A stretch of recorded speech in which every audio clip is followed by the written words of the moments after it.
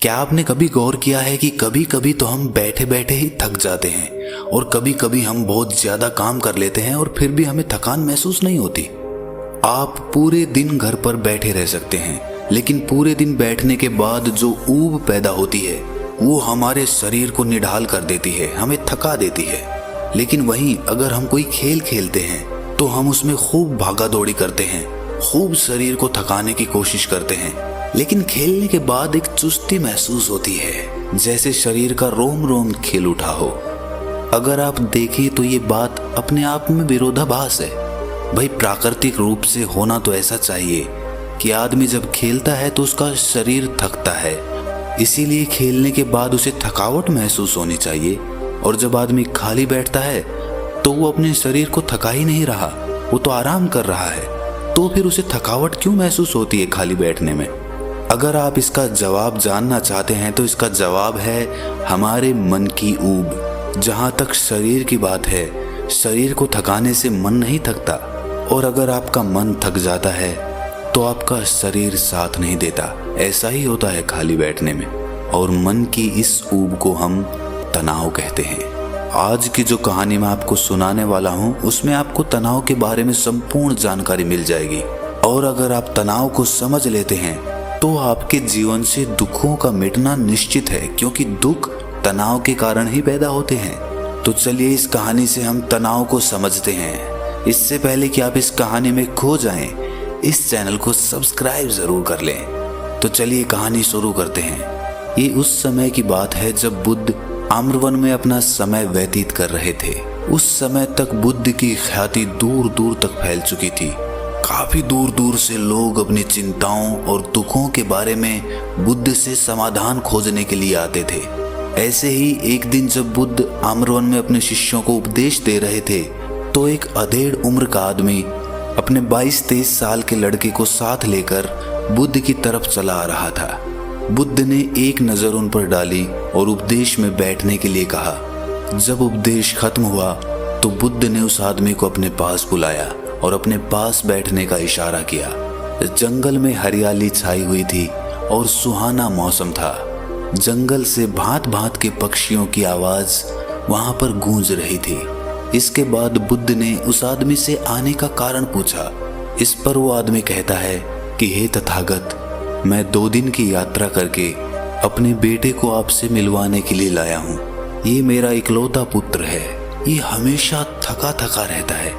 ऐसा लगता है कि इसके शरीर में कोई जान ही नहीं है, कोई प्राण ही नहीं है। अगर हम इससे कुछ कहते हैं तो ये हमारी छोटी छोटी बातों पर गुस्सा करता है। इसकी देखने की क्षमता भी उम्र से पहले ही कमजोर हो गई है और इसके बाल भी पकने लगे हैं। मुझे तो कुछ समझ नहीं आता कि ये सब हो क्या रहा है। भला इतनी कम उम्र में ये इतनी बड़ी उम्र का लगता है। हे बुद्ध, मैं अपने बेटे को लेकर बहुत चिंतित हूँ।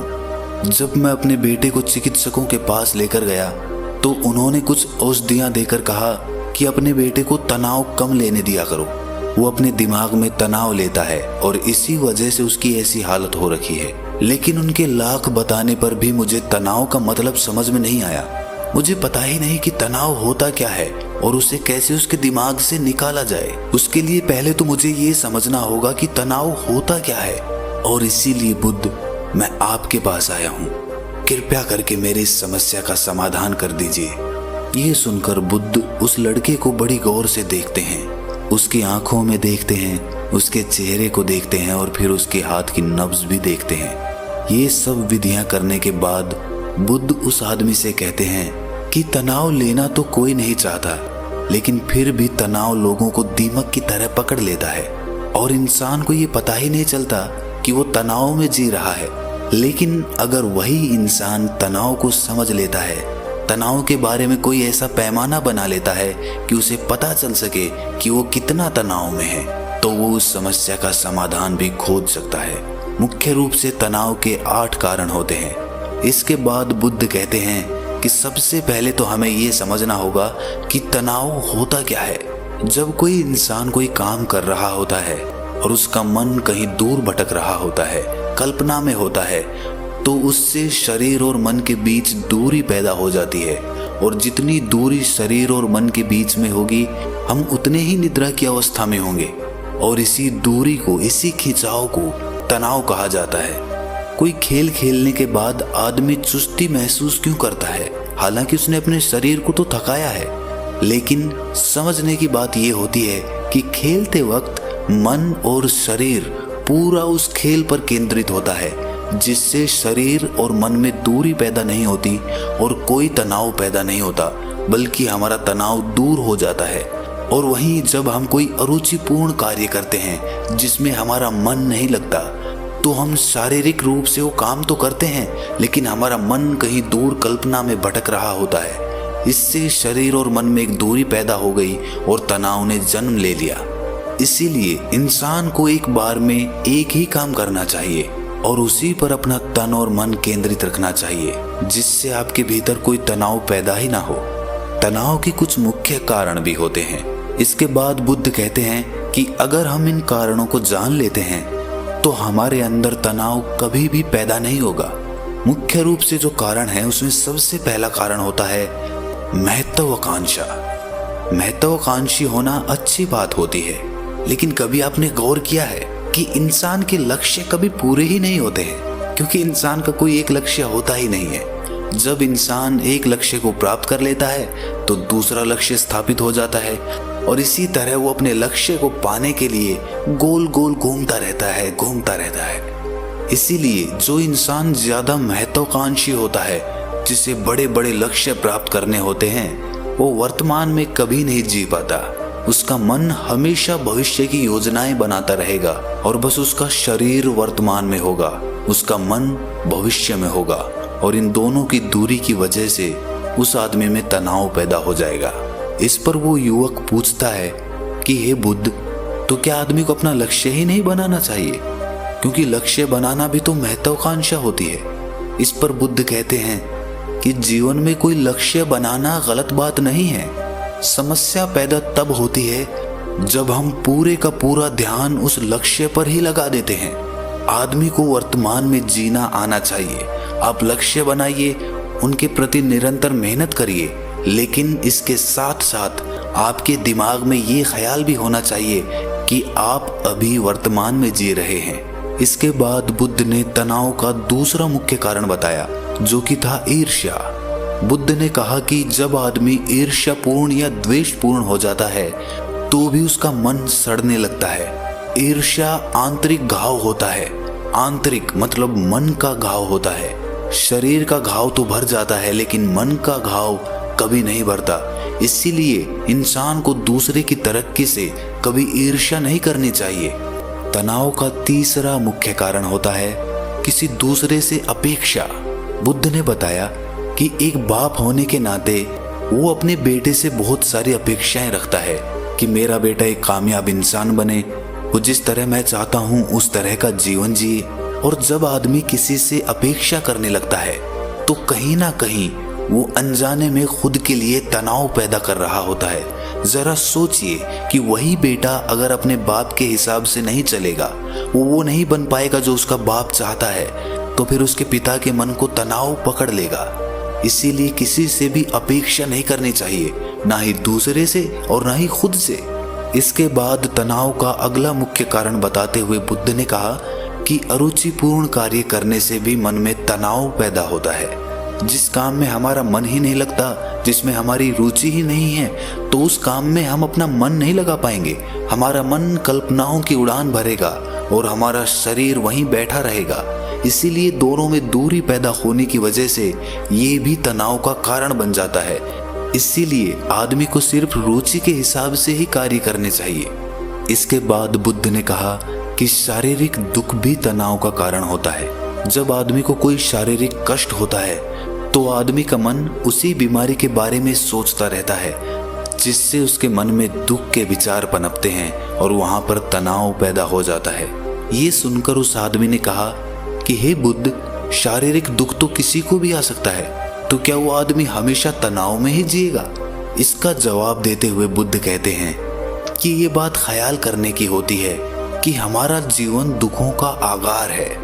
जैसे जैसे हमारी उम्र बढ़ती है वैसे वैसे बीमारियां आती हैं, दुख आते हैं और एक दिन मौत भी आती ही है। तो बीमारियां जीवन का अभिन्न हिस्सा है किसी में वो समय से पहले आती है तो किसी में बाद में आती है। और जब इंसान का मन इसके बारे में समझने लगेगा तो वो अपनी बीमारी के बारे में सोचकर ज्यादा तनाव नहीं लेगा, क्योंकि वो जीवन का एक अभिन्न हिस्सा है। और इसके लिए आदमी को शारीरिक रूप से भी अभ्यास करते रहना चाहिए ताकि उसका शरीर लंबे समय तक स्वस्थ बना रह सके। और ये भी जान लो, तनाव का एक मुख्य कारण होता है अपनी योजनाओं को समझने के लिए वक्त न देना। कुछ इंसानों के मन में कोई ख्याल पनपता है और वो उस पर बिना सोचे समझे कार्य करना शुरू कर देते हैं, और जब उस काम में उन्हें नाकामयाबी मिलती है तो वो तनाव से भर जाते हैं, क्योंकि उन्होंने वो काम शुरू करने से पहले उसके बारे में पूरी जानकारी नहीं ली थी। आदमी को कोई भी योजना बनाते वक्त उसके बुरे परिणाम के बारे में सबसे पहले सोचना चाहिए। हमें ये सोचना चाहिए कि अगर ये योजना कामयाब नहीं हुई तो फिर मैं क्या करूँगा। और इसीलिए अपनी योजनाओं को समझने के लिए पूर्ण वक्त देना, पूरा वक्त देना, ताकि भविष्य में उस काम के प्रति कोई तनाव पैदा ही ना हो। और सबसे आखिरी कारण जो तनाव का होता है वो होता है ज्यादा सोचना। निरंतर सोचते रहना भी एक बीमारी होती है, और इसको दूर करने के लिए आदमी को नित्य प्राणायाम और ध्यान करना चाहिए। ये सुनकर उस आदमी ने हाथ जोड़ते हुए बुद्ध से पूछा कि हे बुद्ध, मेरा बेटा तो अभी मात्र 23 साल का है और उसमें इतनी समझ भी नहीं है कि वो इतनी सारी बातों का एक साथ अनुसरण कर सके। कृपया करके तनाव मुक्त रहने का कोई आसान सा मंत्र बता दें, जिससे आदमी उस मंत्र का अनुसरण भी कर सके और तनाव मुक्त भी रह सके। ये सुनने के बाद बुद्ध ने कुछ सोचते हुए जवाब दिया कि इसके लिए एक छोटी सी विधि है। अगर तुम इतनी बातों का पालन नहीं कर सकते तो तुम एक बार में एक काम को करने पर ही ध्यान लगाओ। जो भी तुम काम कर रहे हो, बस एक काम एक बार में करो और उस काम को पूरा ध्यान लगाकर करो। अगर तुम्हारा ध्यान इधर उधर भटकता है तो जब याद आए तो वापस उसे उसी काम पर लगा दो। ये सबसे आसान और सबसे अच्छा तरीका है तनाव मुक्त रहने का। अगर तुम खाना खा रहे हो तो खाना खाने पे ही अपना ध्यान केंद्रित कर दो। अगर तुम चल रहे हो तो चलने पे ही अपना ध्यान केंद्रित कर दो। इससे तुम्हारा मन और तुम्हारा शरीर दोनों एक जगह पर रहेंगे और दोनों के बीच दूरी नहीं पैदा होगी, जो कि तनाव का मुख्य कारण होती है। दोस्तों, आज की युवा पीढ़ी एक बार में 2-2, 3-3, 4-4 काम एक साथ करती है। जैसे कि कोई आदमी खाना खाते वक्त टेलीविजन भी देखता रहता है, फोन पे बात भी करता रहता है और फिर बाद में कहता है कि मैं तो तनाव में रहता हूँ।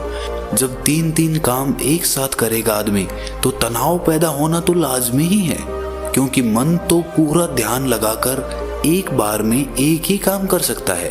पूर्ण रूप से ध्यान 2 चीजों पर कभी नहीं लग सकता। इसीलिए जहां तक संभव हो सके कोशिश कीजिए कि आप अपना ध्यान एक ही काम पर लगा पाएं। तो दोस्तों, कैसी लगी आपको ये कहानी कमेंट सेक्शन में जरूर बताना, और अच्छी लगी तो इस चैनल को सब्सक्राइब करना मत भूलना।